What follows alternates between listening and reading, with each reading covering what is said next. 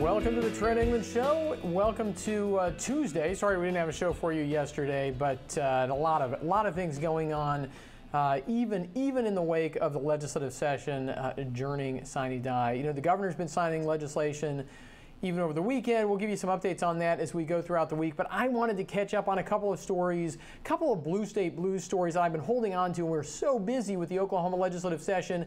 Look, the question is, does public policy matter? And how do we help people understand that it does actually matter? Now, look, sometimes I know sometimes people make claims that are just outlandish. And I'm always, I feel like sometimes I'm a little bit of a nag going around to my conservative friends trying to make sure that we're not overselling our good policies, because that can potentially discredit your good policies. And people on all sides of every issue, tend to play up, right, the benefits and play down the costs. But look, and so sometimes people sit back and they say, well, come on, it just doesn't matter that much. I know that, I know people out there who say, look, I don't want to get involved in politics. I don't think it matters. It's all inevitable. Look, it does matter. And that's part of what our Blue State Blues segments and this whole show today is all about. It actually matters a whole lot. I have two different stories, well, kind of three different stories from two states.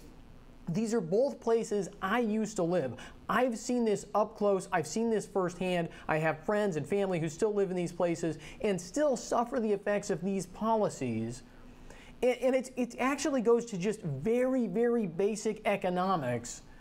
Let's start out in California. So the story from Market Watch, California, with no let-up in home prices, the California exodus surges, and we have a helpful little chart here showing people fleeing California and who's leaving. It's people who make $50,000 or less. Basically, those are the people being driven out of California.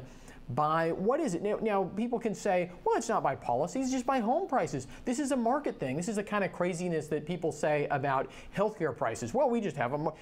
Bernie Sanders hasn't successfully taken over healthcare, and so obviously it's just a market. No, that's totally wrong. Government is intimately involved in healthcare and subsidizing healthcare. Government is intimately involved in housing, especially in the state of California and Washington. We're going to talk about Washington State in just a minute. Government is involved in constricting the supply of housing in these places, making it very hard for poor and middle income Californians to live there. And so many of them are voting with their feet and leaving. And look, this is kind of mind-blowing. I can tell you California is a beautiful place. You know this, right? It's a beautiful place to live. The weather is really good there. In Inland Valley, not so much in the summertime. But look, lots of beautiful places to live. There's lots of land there still, right? I know, if you haven't been out there, sometimes people think, well, it's just all Los Angeles or something like that. Not at all, right? There's lots of land. There's lots of room for people. It's a wonderful place to live. It has been through much of the 20th century one of the United States' fastest growing states, fastest growing cities in Los Angeles, right? It has been an economic boom town in my lifetime, and really over the 20th century, a lot of Oklahomans moved out there, right? So the fact that California is now losing people ought to have us scratching our heads. Why would that be? Why is it losing people? And you look at what kind of people California is losing. They're losing middle-income people. They're losing lower-income people, the kind of people their politicians claim to care the most about, right? Why is this? It's because housing prices are going up. Why are housing prices going up in California? Now, look. Of course, waterfront property, they don't make it anymore. Well, land in general, right? They're not making new land. They're not making new waterfront property, Al Gore notwithstanding, right? And so there is a natural constraint on the supply of land anywhere. That's true in Oklahoma. It's true in Oklahoma City. It's true in rural Oklahoma. It's true in California. It's true wherever you are, right? And if you have more people going into an area, that's going to drive prices up. But right now we look and we see California is actually losing people. It's lost 1 million people over 10 years, right? So how can it be that property prices, housing prices are still going up even though they're losing people in California, right? There's got to be something else going on, and there is. The other story I have for us here we'll get to in just a minute a couple stories out of Seattle. There was a study done I think about 10 years ago in Seattle. I'm going to post this link in the show links because I want you to be able to see this if you're interested in this, showing that one state law in Washington State, California has a similar version of this same law.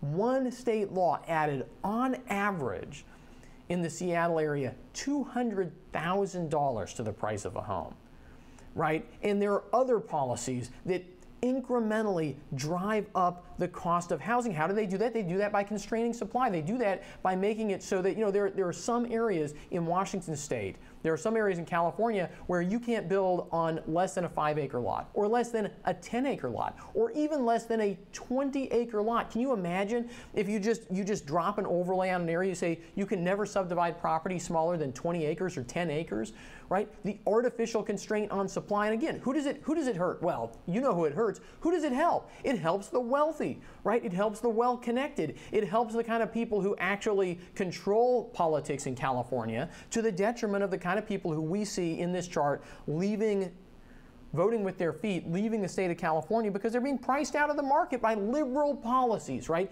Policies matter. Politics matter. This is something we talk about in Oklahoma a lot, something I talk about in Oklahoma a lot because it's part of why I live here.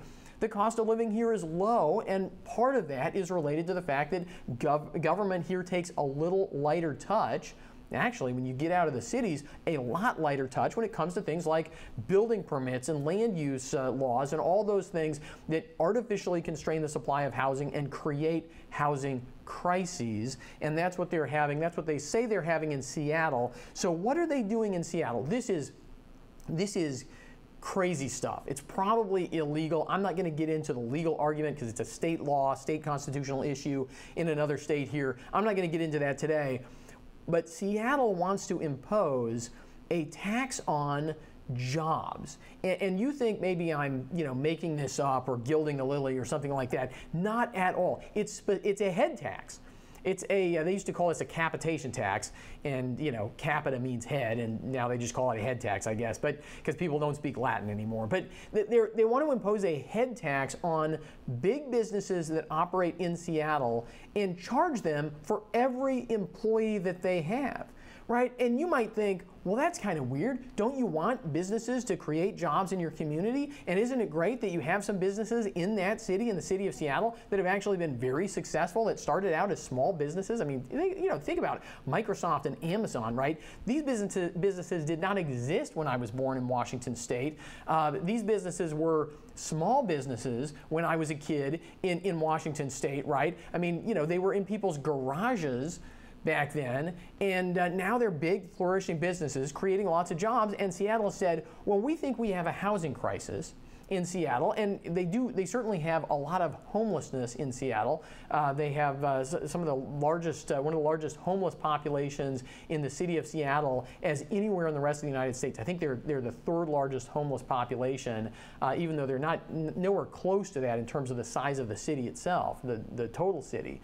Right? So they want more money. Of course, the only way to solve this, if you are a leftist politician, is with more government power, not less, right? They can't recognize that their own policies are exacerbating the problem, right? So they want more power, they want more money. They're considering imposing this tax, a tax on every employee that a large business in Seattle has. Amazon has actually called a halt to two different expansion projects in the city of Seattle, pending the vote on this that's going to take place about a week from now at the Seattle City Council.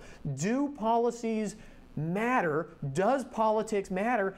Absolutely, right? You have a business as big and profitable as Amazon saying, look, we're still going to make decisions about where we grow and where we don't grow based on public policies, right? Based on tax policies. And look, one more story here out of Seattle, one more little piece of this whole puzzle here.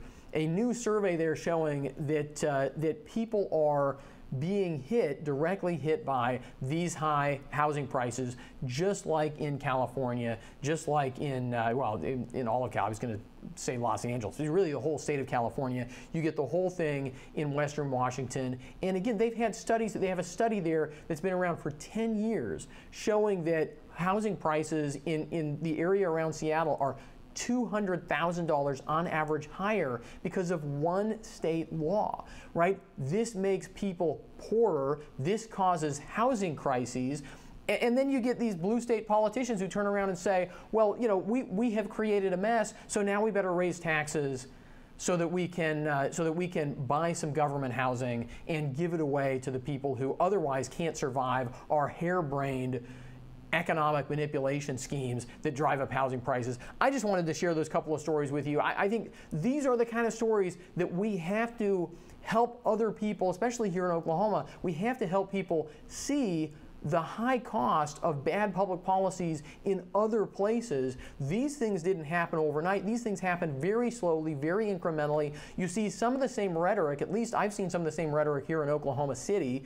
If you're up in Tulsa, I'm sure you see the same thing, and if you're outside of those two areas, you're probably safe for now.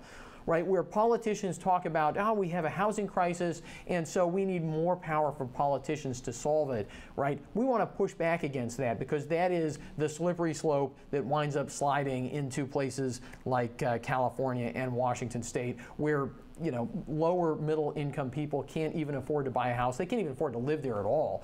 Rents have gone up in the Seattle area 60% in the last couple of years. I mean, it's crazy, it's terrible, and most people in the rest of the country have no idea what's going on. And even a lot of people who live there, most of the people who live there apparently have no idea why this happens. They just don't put all the puzzle pieces together. But that's what we do here on the Trent England Show. Glad to help. Thanks for watching the show. Remember to like us on Facebook, follow us on iTunes if you're an Apple person. Follow me on Twitter at Trent England. We're also on SoundCloud. We're on Stitcher. We're all over the place.